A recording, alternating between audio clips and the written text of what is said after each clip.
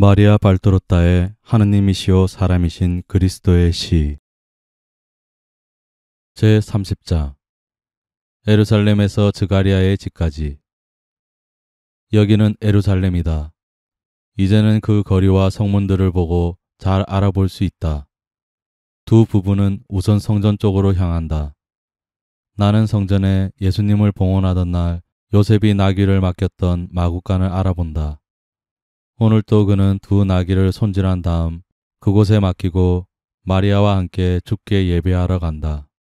그런 다음 나와서 마리아는 요셉과 함께 어떤 집으로 가는데 아는 사람의 집인 것 같다. 그들은 그 집에서 식사를 한다. 그리고 마리아는 요셉이 한 작은 노인과 같이 돌아올 때까지 쉰다. 이분은 당신과 같은 길을 가는 사람이요. 당신이 친척집에 이르기까지 혼자 갈 길은 얼마 안 될 거요. 이 노인을 믿으시오. 내가 잘 아는 분이요. 그들은 나귀를 다시 타고 요셉은 성문까지 마리아를 배웅한다. 그들이 들어온 성문과는 다른 성문이다. 그들은 서로 인사를 나누고 마리아는 작은 노인과 같이 간다. 노인은 요셉이 말수가 적었던 것과는 반대로 말을 많이 하고 별별 일에 다 관심을 보이는데 마리아는 참을성 있게 대답한다. 지금은 안장 앞쪽에 요셉의 나귀가 실었던 작은 궤가 놓여 있고 마리아는 겉옷을 입지 않았다. 숄도 두르지 않고 개켜서 궤 위에 놓았다. 마리아는 파란 옷을 입고 햇볕을 가려주는 흰 베일을 쓰고 있는데 아주 아름답다. 얼마나 아름다운가. 항상 작은 목소리로 말하는 마리아가 그에게 들리게 하려면 큰 소리로 말해야 하는 것을 보면 작은 노인은 가는 기가 먹은 모양이다. 그러나 이제는 다 끝장났다. 그러나 이제는 그의 질문과 소식의 보고도 동이 나서 이제 노인은 길을 잘 아는 짐승이 인도하도록 맡겨두고 안장 위에서 구벅구벅 졸고 있다. 마리아는 그 일시적인 중단을 이용하여 자기 생각을 가다듬고 기도를 드린다. 한 팔을 가슴에 얹고 파란 하늘을 쳐다보면서 낮은 목소리로 노래하는 것이 기도임에 틀림없다. 그의 얼굴은 영혼의 감동의 노력으로 인하여 빛과 무상의 기쁨이 나타난다. 다른 것은 보이지 않는다. 그리고 내게는 환상이 중단된 지금 나는 어제와 같이 내 곁에 내적인 환상으로 볼 수 있는 어머니를 모시고 남아있다. 어떻게나 분명히 볼 수 있던지 어머니의 초상을 묘사할 수 있을 정도이다. 약간 포동포동하지만 기분 좋게 부드러운 옅은 분홍빛 뺨, 선명한 붉은색의 작은 입, 짙은 금빛 속눈썹 밑에 있는 다정스럽게 빛나는 파란 눈. 나는 머리 꼭대기에서 갈라진 머리가 어떻게 기분 좋게 세 개의 웨이브를 이루면서 양쪽으로 내려와 볼그레한 작은 귀를 반쯤 덮기까지 하고 그 옅고 빛나는 금빛을 보이며 머리를 덮은 베일 뒤로 사라지는지 말할 수 있다.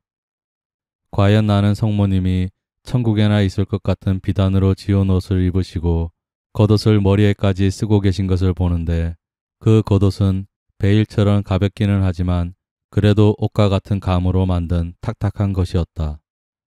나는 옷이 목에서는 끈이 미끄러져 움직이는 홈으로 재어지는데 그 끈의 두 끝은 목이 시작되는 곳 앞쪽에서 고리로 끝나 있다는 것을 말할 수 있고 어떻게 옷이 허리에 더 굵은 끈으로 졸라매져 있으며 그 끈은 역시 흰 비단으로 만든 것으로 술 2개가 달려 있으며 옆구리를 따라 내려뜨려져 있다고 말할 수 있다.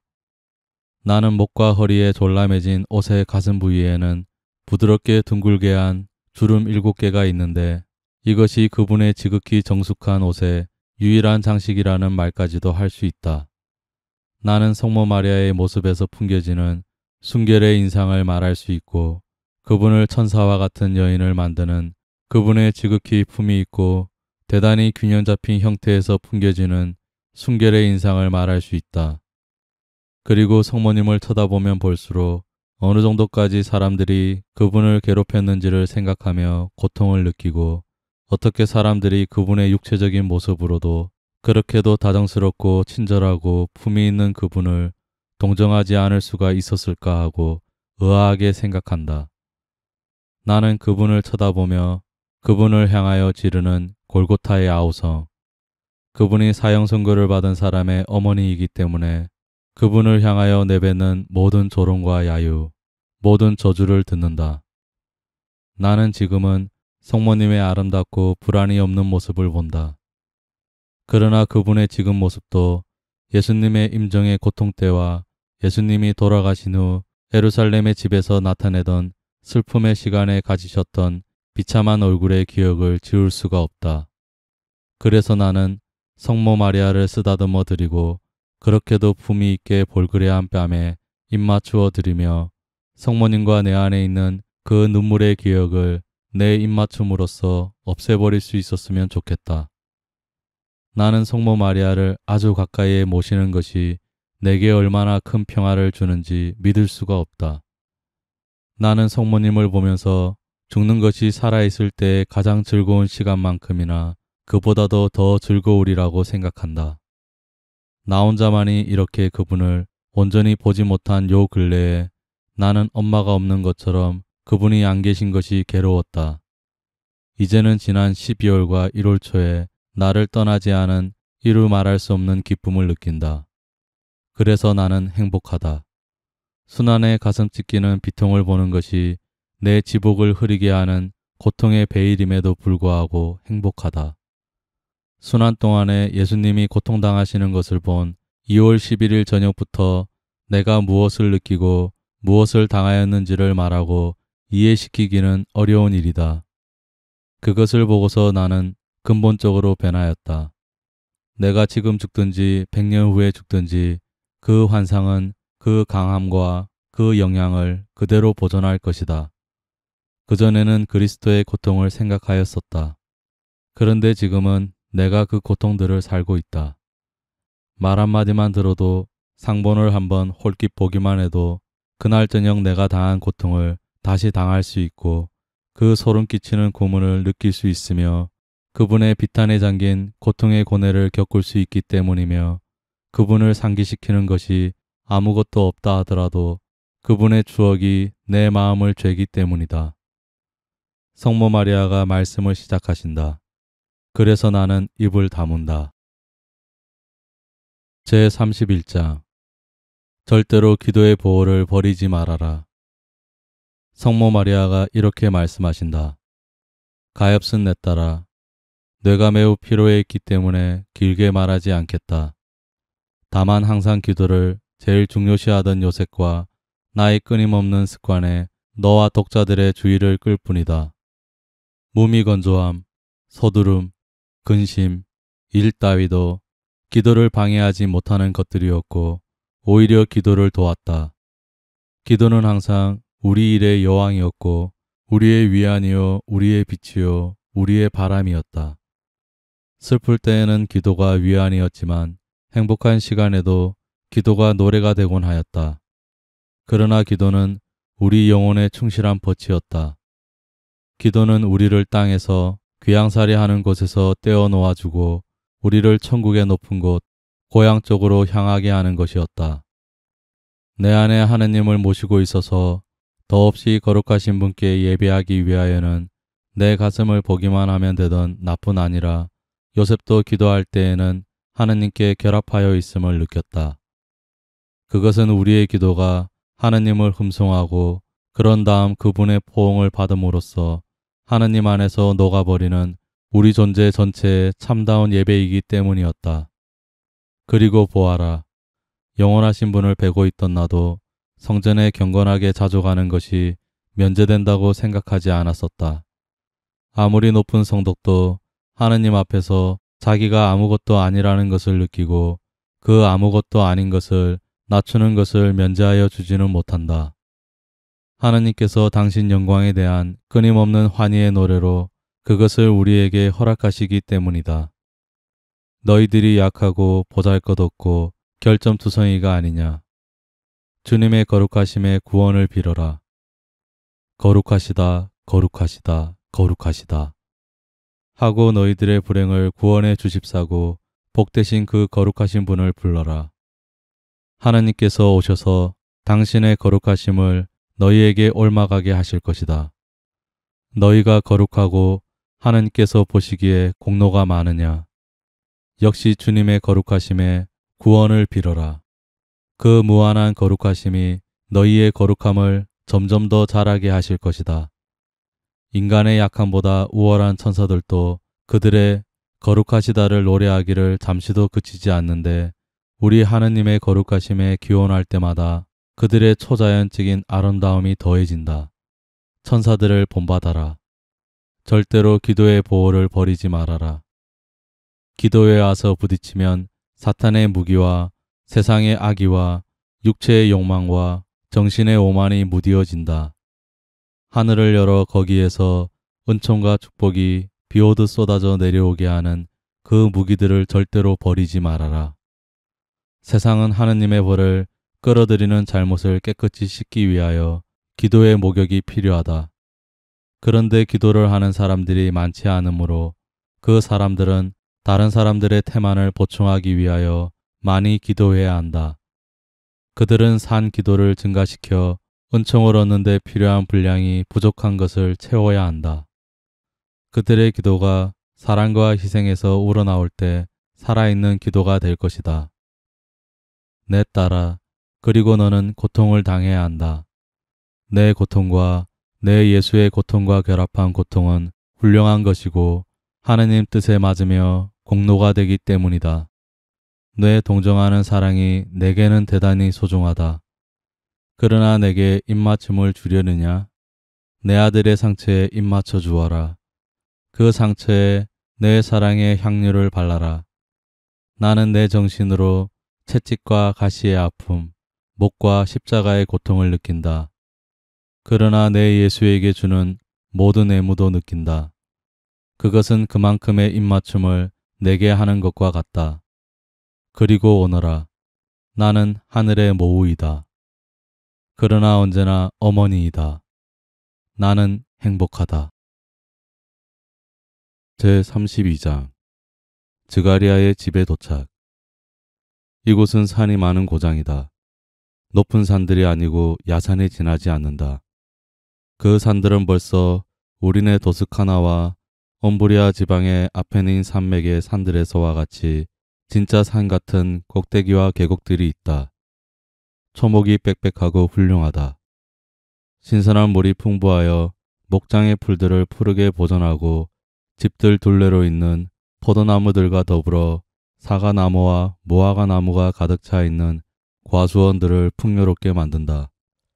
포도송이들이 벌써 살갈키 씨만큼 굵고 사과나무들이 싹이 터지기 시작하여 이제는 초록빛으로 보이며 무화과나무의 윗가지들에는 벌써 형태가 잡힌 열매들이 있는 것으로 보아 틀림없이 봄이다. 그리고 풀밭은 꼭 갖가지 빛깔의 폭신한 양탄자와 같다. 양떼들이 거기서 풀을 뜯거나 쉬거나 하는데 에메랄드와 같은 풀밭에 흰 반점들이 찍혀 있는 것과 같다. 마리아는 나귀를 타고 상태가 꽤 좋은 길을 올라가는데 그것이 주요한 통로임에 틀림없다. 모양이 꽤 한결같은 그 지대가 더 높은 곳에 있기 때문에 마리아가 올라가는 것이다. 늘 나를 가르쳐 주시는 분이 내게 이렇게 말씀하셨다. 저곳은 헤브론이다 하고. 당신은 내게 몬따나 이야기를 하였지만 나는 확실한 것을 알지 못하겠다. 헤브론이 그 고장 전체를 가리키는 것인지 취락을 가리키는 것인지 알지 못한다. 그러므로 여기에 대하여 내가 아는 것만을 말할 뿐이다. 마리아가 이제 읍내로 들어간다. 저녁 때이다. 여인들이 문에서 낯선 여자가 오는 것을 살펴보며 자기들끼리 말을 한다. 여자들은 낯선 여자를 계속 지켜보다가 그가 그 소도시 한가운데에 있는 가장 훌륭한 집 중에 하나 앞에 머무르는 것을 보고서야 비로소 안심한다. 집 앞에는 정원이 있고 그 다음에는 뒤와 주위로 손질이 잘 된 과수원이 있다. 그런 다음 산의 기복에 따라 올라갔다 내려갔다 하는 넓은 풀밭이 있고 그 끝에는 키가 큰 나무 숲이 있다. 그 다음에는 무엇이 있는지 모르겠다. 소유지에는 가시덤불과 들장미 나무로 된 울타리가 쳐져 있다. 나는 가시덤불과 들장미 나무들에 무엇이 달려 있는지 구별하지 못하겠다. 그 덤불의 꽃과 잎들이 아주 비슷해서 가지 위에 열매가 맺히지 않는 동안은 틀리기가 쉽다. 집 앞쪽, 그러니까 마을을 향하고 있는 쪽에는 소유지의 낮은 흰담이 둘러쳐져 있는데 지금은 꽃은 없지만 벌써 꽃봉오리가 맺힌 진짜 장미나무 가지들이 뻗쳐 있다. 가운데 쇠창살 대문이 있는데 닫혀 있다. 이 읍내 유지나 꽤 부유한 사람의 집이라는 것을 알아차릴 수 있다. 과연 모든 것이 부는 아니라 하더라도 적어도 분명히 유복은 나타내고 있다. 질서가 잘 잡혀 있다. 마리아는 나귀에서 내려 쇠창살 대문으로 가까이 간다. 창살 사이로 들여다보는데 아무도 보이지 않는다. 그러자 마리아는 자기가 거기 있다는 것을 나타낼 궁리를 한다. 다른 여자들보다 호기심이 더 많은 어떤 작은 여자가 마리아를 따라왔었는데 방울 노릇을 하는 이상한 설비를 가르쳐준다. 그것은 어떤 축에 고정시킨 두 개의 금속 조각이다. 밧줄로 축을 움직이면 그 금속 조각이 서로 부딪혀서 종이나 징소리 비슷한 소리를 낸다. 마리아는 밧줄을 잡아당긴다. 그러나 너무도 얌전하게 잡아당기는 바람에 그 장치가 가볍게 울렸고 그래서 아무도 그 소리를 듣지 못한다. 그러자 온통 코와 턱밖에 없다시피 하고 그 사이에는 10개와 맞먹는 혀를 가진 작은 노파인 그 여자가 밧줄에 매달려서 잡아당기고 잡아당기고 또 잡아당긴다. 죽은 사람이라도 깨울 만큼 요란한 소리가 난다. 이렇게 해야 해요. 그렇지 않으면 어떻게 들리게 할 수 있어? 엘리사벳은 늙었고 드가리아도 늙었거든요. 게다가 드가리아는 지금 벙어리에다 기머거리라오. 하인들도 늙었어요. 아시우? 처음 오는 거요? 드가리아를 아우?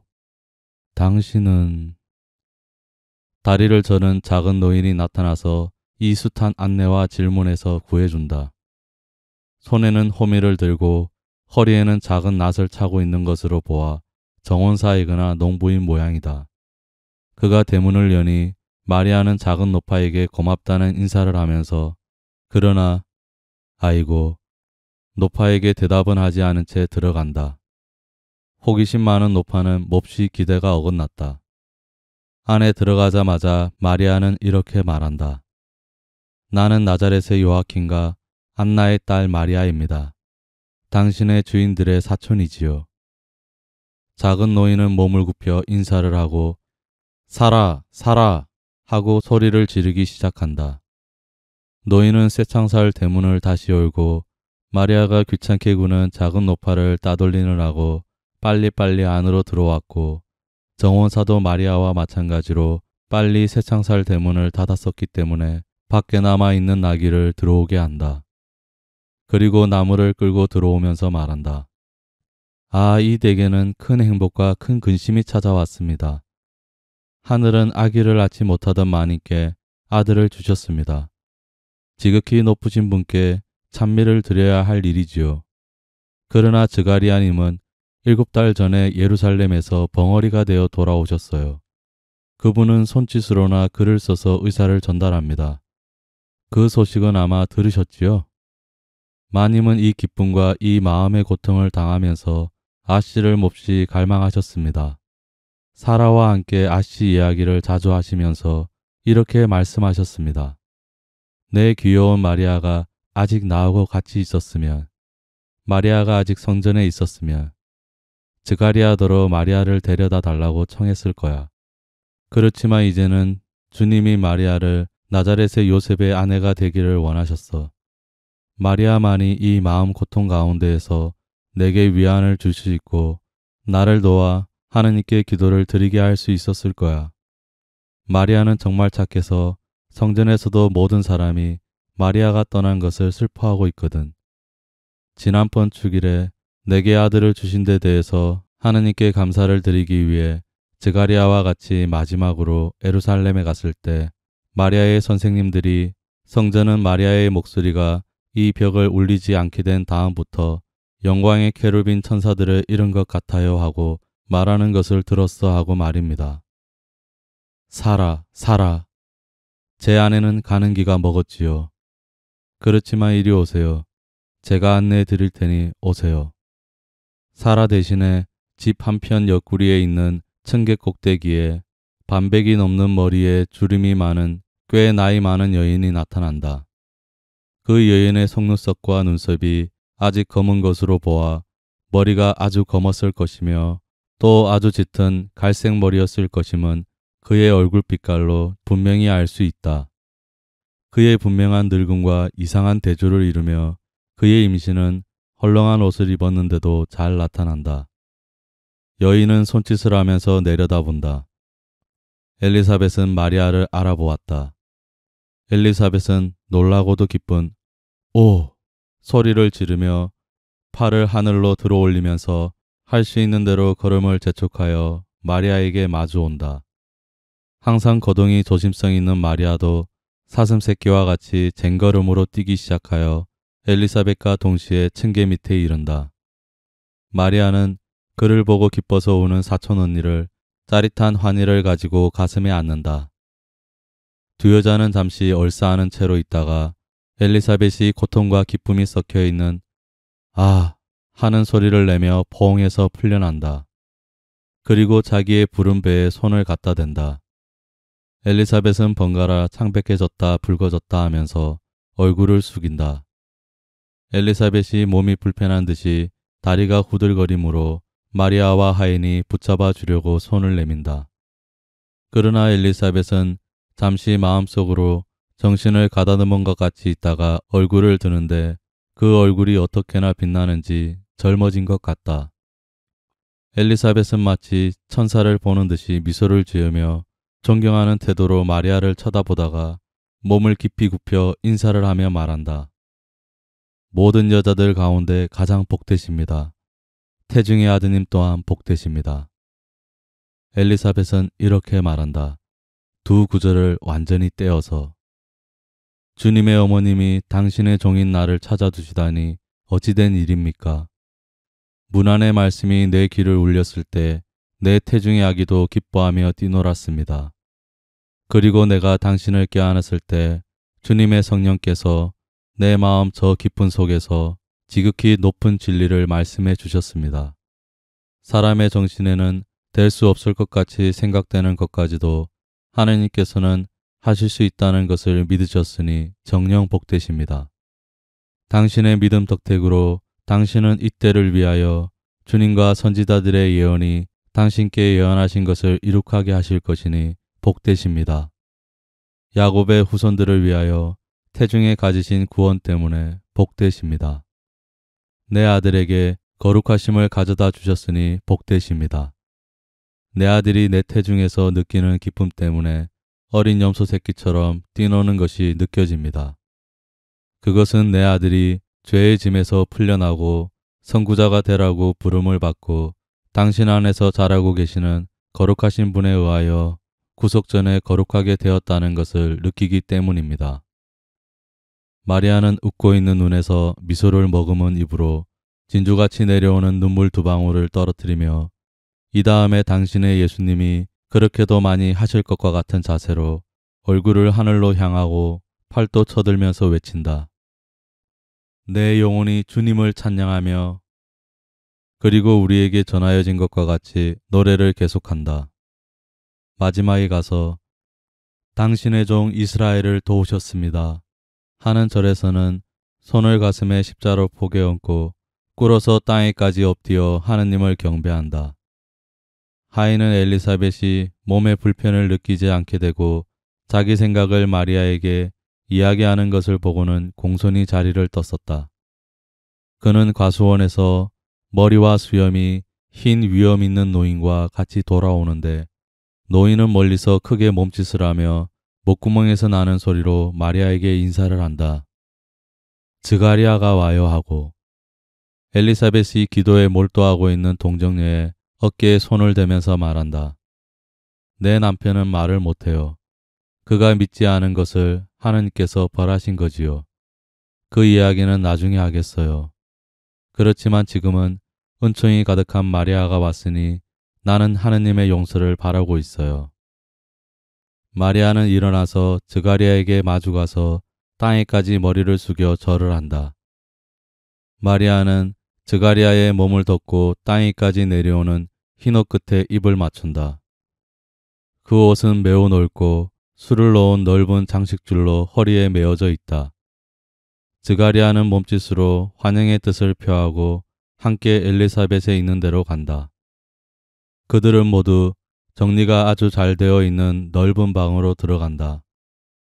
그들은 마리아를 그 방에 앉히고 지금 막 짠 아직 거품이 일고 있는 우유 한 잔과 작은 빵과자 몇 개를 대접한다. 엘리사벳은 손에 밀가루를 묻히고 밀가루가 뿌려져서 실제보다 훨씬 더 휘어진 머리를 한 하녀가 마침내 나타나자 명령을 내린다. 하녀는 아마 빵을 만들고 있었던 모양이다. 엘리사벳은 사무엘이라 부르는 소리가 들리는 하인에게 그가 가리키는 방으로 마리아의 궤를 가져가라는 명령도 내린다. 모두가 손님에 대한 주부의 의무들이다. 마리아는 그동안 드가리아가 하는 질문에 밀초를 입힌 판자에 몸이 좁은 단검으로 글을 써서 대답한다. 나는 그 대답들을 보고 드가리아가 요셉에 대하여 말하며 결혼 생활이 어떠냐고 묻는다는 것을 알아차린다. 그러나 나는 드가리아가 마리아의 상태와 메시아의 어머니라는 그의 처지에 대하여 아무런 초자연적인 지식도 받지 못했다는 것도 알겠다. 엘리사벳이 남편에게 가까이 가서 청순한 애무를 하려는 듯이 어깨에 다정스럽게 손을 얹으며 마리아도 아기를 가졌어요. 마리아의 행복을 기뻐하세요. 하고 말한다. 그러나 엘리사벳은 아무 말도 덧붙이지 않고 마리아를 바라보는데 마리아도 엘리사벳을 쳐다보지만 거기 대하여 말을 더하라고 권하지 않는다. 그래서 엘리사벳은 입을 다문다.